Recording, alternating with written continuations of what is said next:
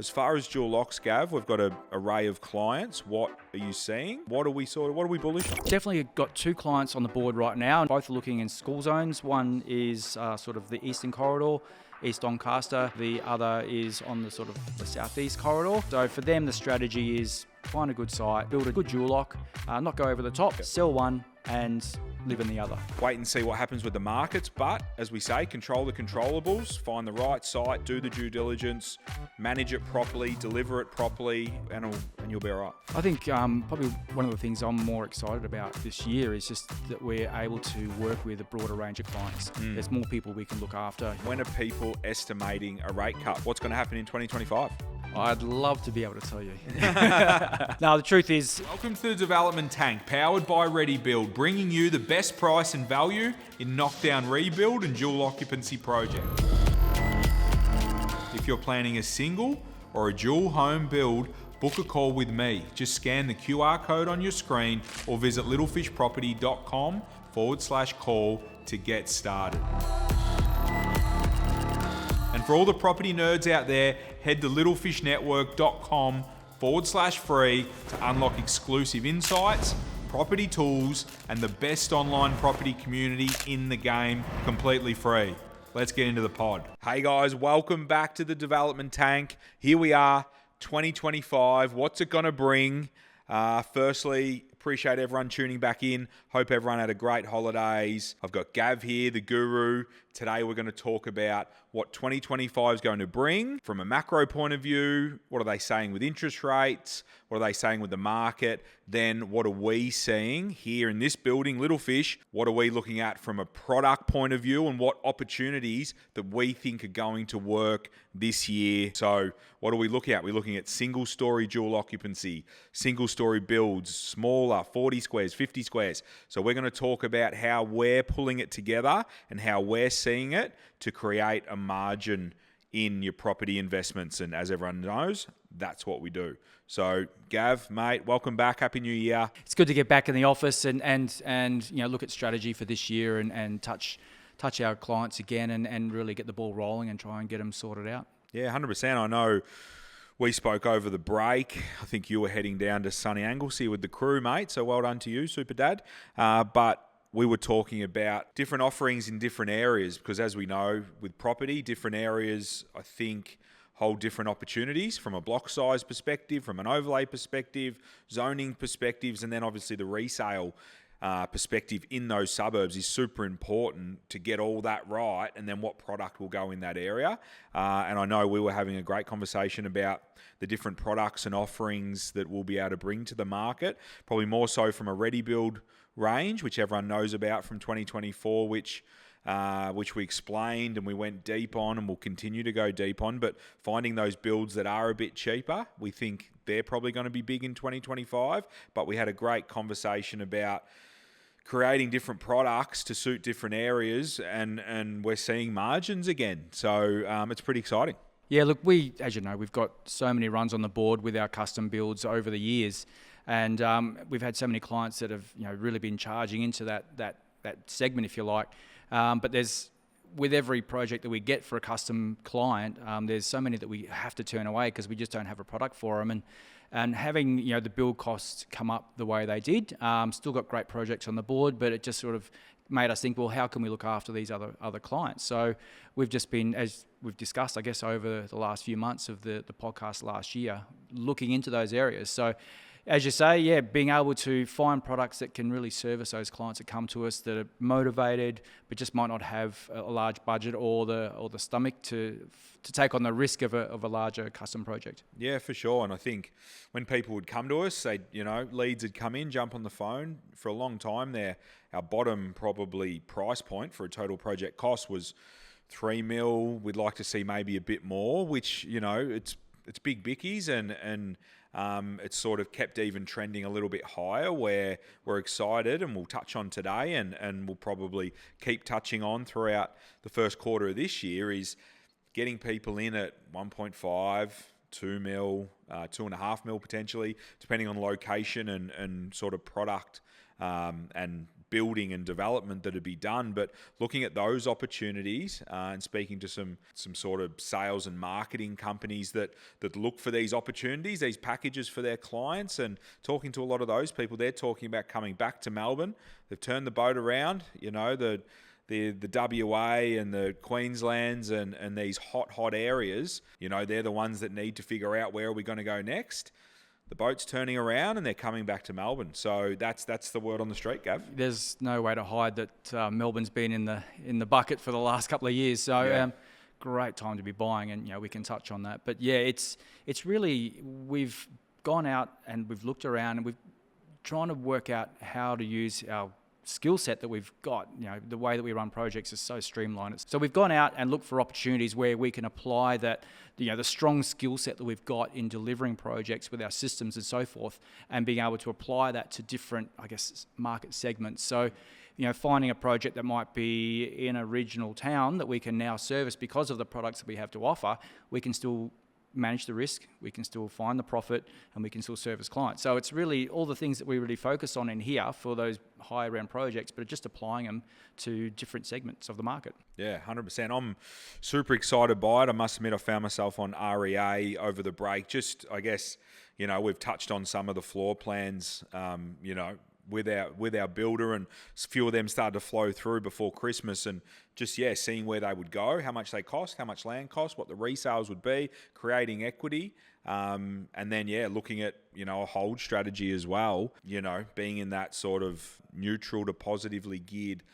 area, getting tax breaks, all those sorts of things, which we'll probably do individual segments as we go throughout the year, but this is more of a macro look at the things we'll be tackling. Yeah, well, we've always catered to people who want to get into development, and they're let's buy, build, and sell. And now we've got a product that really services your average investor. Because there's so many people out there that buy properties, hold them, buy and hold, buy and hold, and try and turn things over. So we're providing a service for them where we can find the land, we can build a single or a dual lock.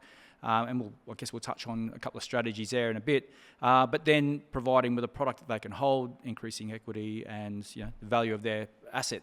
Yeah. Don't wait for capital growth. Create it, Gav. Now, can we touch on, I know you like to follow, some of the mainstream guys, Mark Burris and Cooker and the like. What is everyone saying? What are the banks saying? When are people estimating a rate cut? Because this time last year, we're expecting a few rate cuts in 2024. They didn't happen. What's going to happen in 2025? I'd love to be able to tell you. No, the truth is, I listen to a lot of podcasts, broad spectrum of subjects, but yes, definitely your property, and as you say, the guys at Yellow Brick Road, their podcast is always great to listen to, usually in and around those interest rate meeting dates. And also I listen to the Money Cafe as well, Alan Kohler. I find they have a very level-headed commentary on the market in general, which is always informative as well. And the truth is, their opinions are quite mixed. So, I'd really like to lean on a trend, but the truth is it's very, very difficult to. You're right, they were talking about end of last year. Now it's probably going to be, even at the end of last year when they started to forecast into this year, they were saying it was going to be February, it was going to be March, and then maybe only one or two initially, and then we'd see how we go. But reflecting on the last couple of podcasts with Alan Kohler from the Money Cafe, they were saying that, he's forecasting, and this was back in, end of last year, he was saying nothing's going to change in 12 months. But the banks, I guess one thing to do is to go to the banks, the four big big lenders, and one of them is saying February, and the other three are saying May. So we've got a meeting mid-Feb, then one end of March, then one mid to late May, and then one sort of start of July. So they're obviously the four that we're looking at. Yep. We all hope it's going to be in February. Yeah. But I would say the four banks are a pretty good measuring stick. So it's you would think almost all the commentators, apart from Alan Kohler, are suggesting it's going to be in the first half of this year. Yeah. Okay. Well, we watch with bated breath, I suppose, and like we do in a lot of things in business, in life, all these sorts of things, we can only control what we can control.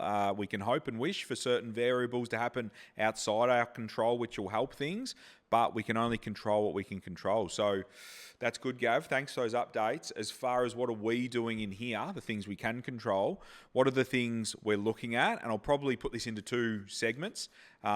People that watched last year know that single builds is something that has definitely come up on our radar and we're pretty excited about. And obviously we've got the dual occupancies, which are fantastic as well, our bread and butter. But let's talk about maybe dual occs to start, types of clients that are getting into them, areas, and then even types of product in those dual occs, and then we'll look at the single knockdown rebuild sizes areas that we're sort of bullish on for those. So as far as dual occs, Gav, we've got an array of clients. What are you seeing, and what are we bullish on? Look, definitely got 2 clients on the board right now, and it's not uncommon to have clients like these. Just for us, both of them are families. Both are looking in school zones. One is sort of the eastern corridor, East Doncaster. The other is on the sort of the southeast corridor as well, looking into a high school zone there. They've already got some roots in those areas. They've got young kids, and they're sort of planning ahead. So for them, the strategy is find a good site, build a good dual lock, not go over the top, but something that's comfortable, maybe personalise a bit for them, sell one and live in the other. Yeah, which is a great strategy to minimise the residual loan that you're left with at the end. Yeah. But get something bespoke, get something brand new, get something suitable in the area that you want, but roll up the sleeves, activate the property, put the equity into it, sell down one of them, and then the loan you're left with, there'll be a gap of equity that you've created rather than buying off a developer that, you're not generating any equity playing at the retail end of things. So, no, they're clients that have been around for a long time. Overall, from a macro point of view, they're always people that understand that strategy and tackle that strategy and do very well. Something that I'm sort of pretty bullish on, Gav, which I'm keen to get your thoughts, and this is getting into the cheaper spaces. Our ReadyBuild department, I suppose, is coming up with some single story dual occupancies, which is getting the pricing right down. So these will be 3, maybe a 4-bedroom model, but based on being a single story, the pricing, is a lot more attractive. So we can look at different areas like Geelong, Ballarat, Bendigo, maybe down the Mornington Peninsula, Bellarine Peninsula, these areas where maybe we're buying sites for 700,000, 650, 700,000, spending 750,000 on the build per se, creating some equity, and clients holding them out. And there's a lot of clients, a lot of investor groups that do look for these packages that they can invest in, get it done, in and out, hold them, and often when you're looking for tax breaks and depreciation schedules and these sorts of things, you can get it into a neutral or even a positively geared territory, and as a landlord you're managing an asset that's brand new with builders warranties and insurances that isn't that hard to manage as a landlord, rather than something that is falling away and you're having to pump money into it. Not bad assets to hold and increase yields in these areas, and price points between that 1.5 and 2 mil, which I know for a fact a lot of people will call up and play in that zones, maybe with their self-managed super funds or equity out of their home and serviceability, having good jobs. So excited for that space, Gav. Yeah, look, I think it also comes down to your market demand, right? So we just automatically think, let's just get the biggest townhouses on the site. But there's clients out there and buyers in the marketplace who are looking for property to buy or to live in or to rent that don't want stairs. And, it might be downsizers who want to be a bit close to the city. You might be in, like you say, you might be down in Edithvale, Chelsea, those areas there where you're buying land for $1 million. You build your $750,000 dual lock on it, sell one, keep one as no stairs. Even, I know we're talking about dual locks, but it's the same with single houses. There's been some really good results in some of the southeastern corridor for a single house where the land is a bit cheaper, but you've got downsizers that want to, say, a 35 square house no stairs, 3 or 4 bedrooms, and they're very, very happy with that, and they pay a premium. This makes some really good results. Yeah, I couldn't agree more. Like, this has been going on for a long time. Our Ben and my first development ever was in West Footscray, and it was a single-story dual lock, and it went really well. Bit of market uplift, bit of wind assistance, but it went really well. But what we found, and nothing's changed, developers as a rule, 2-story. As a rule, I'd love, I don't know the stat, but if you told me 8 to 9 in 10, 9 in 10, probably 19 in 20, to be honest, are double stories. That's what you'll see. But so to be able to go against the trend and against the grain a little bit and deliver something that the market will always have a portion that want that product. So, and not to mention build prices come down. And yeah, so I think that's a good little niche that I know you and I work pretty hard to find these areas, frontages, depths, locations that will have that resales to make sure we are creating equity, and then sought after areas that'll always find a high rental demand, because it is hard to find rentals at the moment for the people in the rental market. So to dive into those markets for the investor type of investor, I think super exciting, and I think it's something we'll do a fair bit of in 2025. Well, you touched on the important thing there, and that's market research, and that's, you really need to be confident in the area that you're doing it. Yeah. The numbers look good, and the total project cost is a lot more affordable. But yeah, like, it just needs to make sure that the areas that we're choosing, the buyers are there, and what we have seen is when you get that right, they're actually paying a premium. Like, in one case, I think it was in Burwood or Box Hill South, there was a single level house, 4 bedroom. It was actually finished really, really well, but it's actually broke the records in the area. More than a lot of other maybe slightly larger houses that might not have been finished as well, but had stairs and a whole bunch of other rooms in it. The buyers just love the single level and the design, and they paid an absolute premium for it. So, well, I think, I remember you telling me that story. There might have been 4 to 5 to 6 buyers. So, that's right. So that's sort of the thing. You run into a situation where you've got a handful of buyers keen on it, and you haven't got too many on the market, because you find that a lot of owner-occs might design and develop and build that way, but they're probably residing in them there themselves. They're not hitting the market, or they're not renting them out. So to be able to be an investor and deliver that to the market, I think you're not gonna battle. Yeah, just got to get the DD right. You got to get the DD right, get the due diligence right, Gav. Couldn't agree more. So I guess wrapping up there, we've got the good dual occupancies, double story, that sort of thing.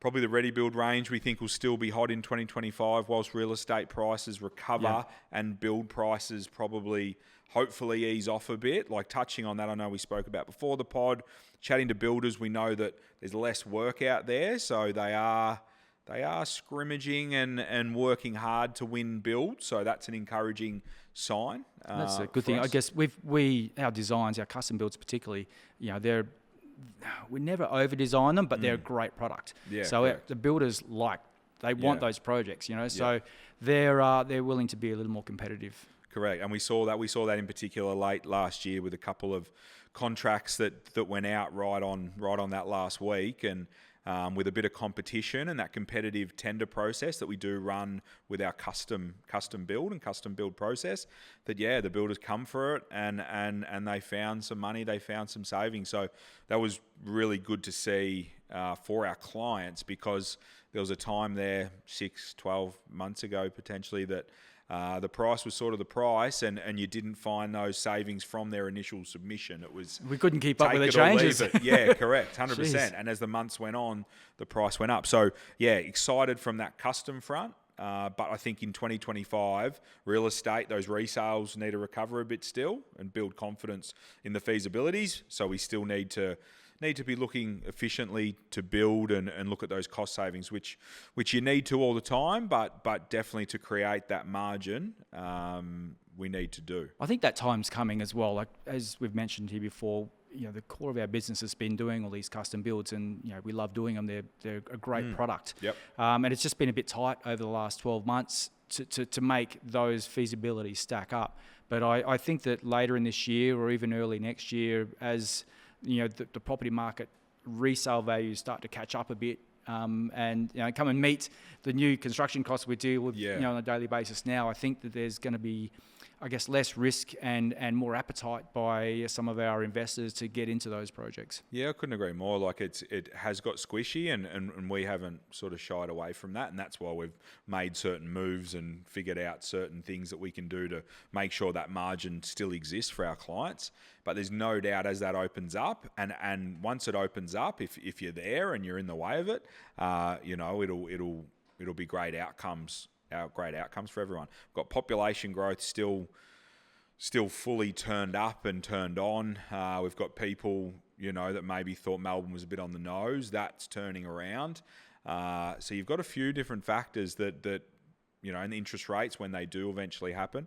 A few different things that'll collide, I think. And we've said this for a while, but you do start to feel like a broken record because we probably thought it might happen earlier, as everyone did, as all the experts did. But when it does, you want to make sure you're in the way of it. But as always, develop responsibly and do the things you can afford to do.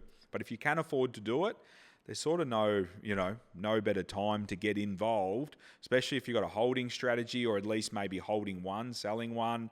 If it's the time for you and you can afford it, it's a good time to play. Especially if you're looking for the land as well, because all of our projects, no matter what they are, they're 14 to 24 months, maybe a bit longer if you're doing 3 or 4 on a corner or something like that.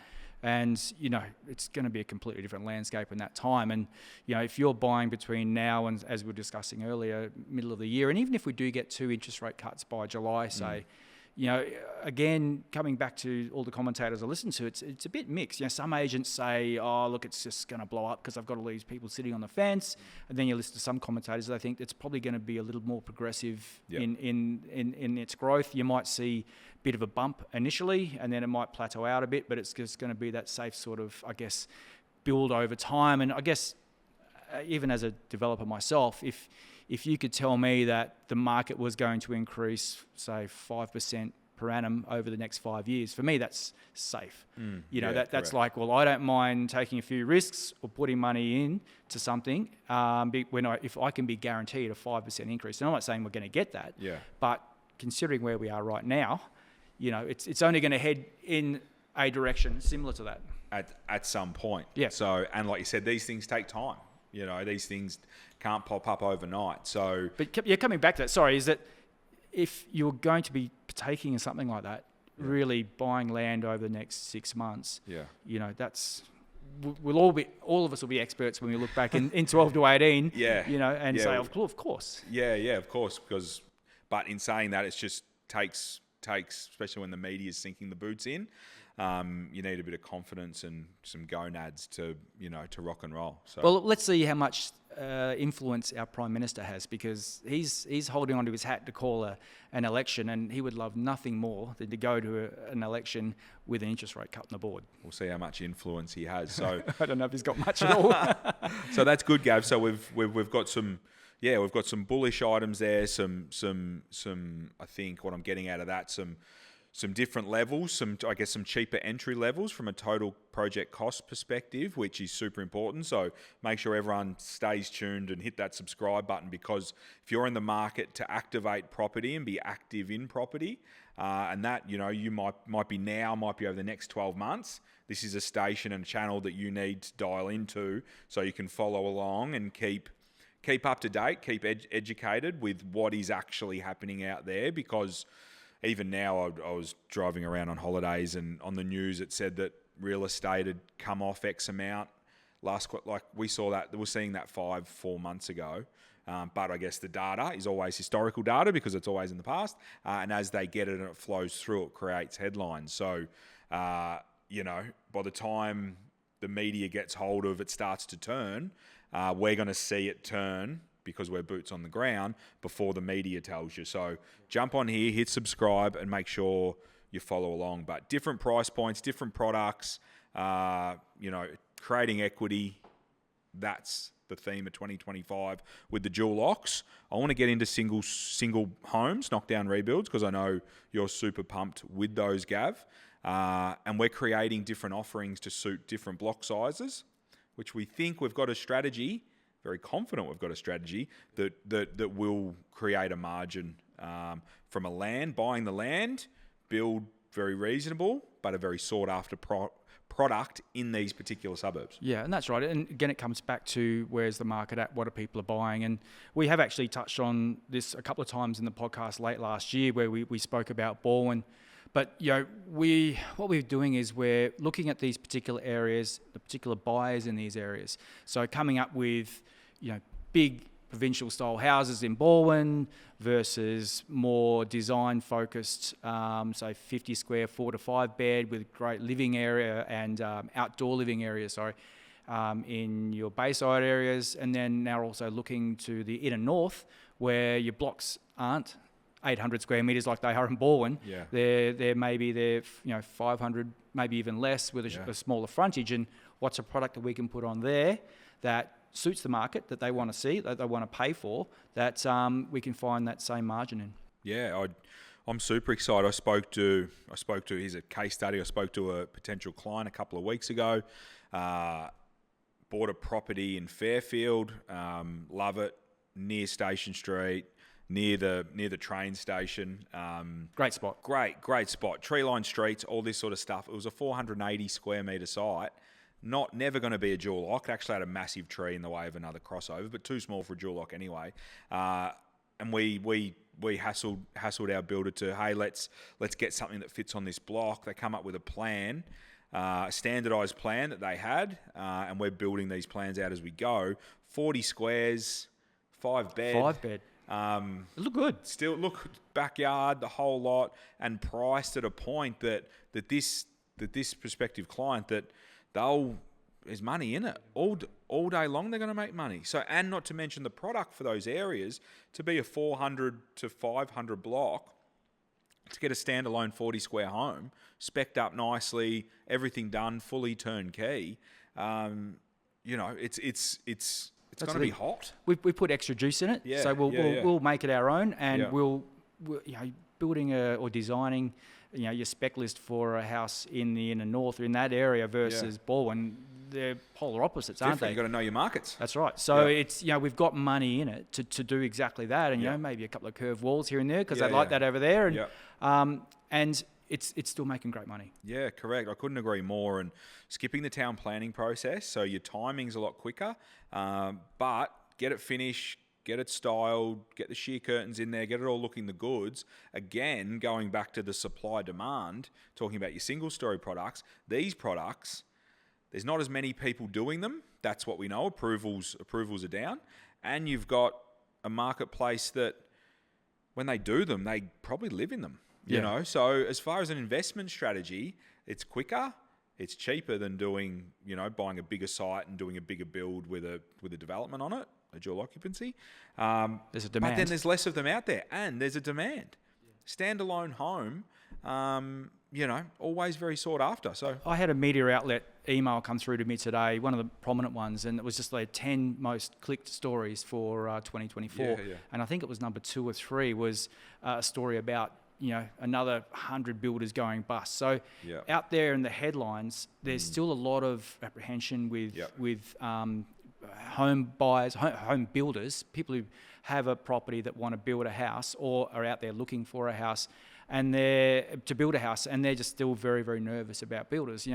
We've been through all that with our builder, and all that due diligence has been done already by us, and we wouldn't be investing the time and money we are into this partnership if we didn't have 100% confidence of where we're going to be in 12, 18 and 24 months. We've got our own money in it, don't we? So we get to sit here as investors, as genuine live investors, practicing what we preach. So we're removing that risk. Yeah, correct. 100%. So the confidence there is great, but it does take effort and energy, and that's where our team is great at getting the floor plans right, working closely with the builder, getting the spec right, putting the niceties in there, the nice to haves, but managing budget and managing the margin. So making sure there's a margin there at the end. So super excited, like you said, about the big homes. You're talking about doing a 65 square a bit earlier, Gav. So you're getting very excited, aren't you? Yeah, look, again, there's a market for it. There's buyers who want that sort of thing.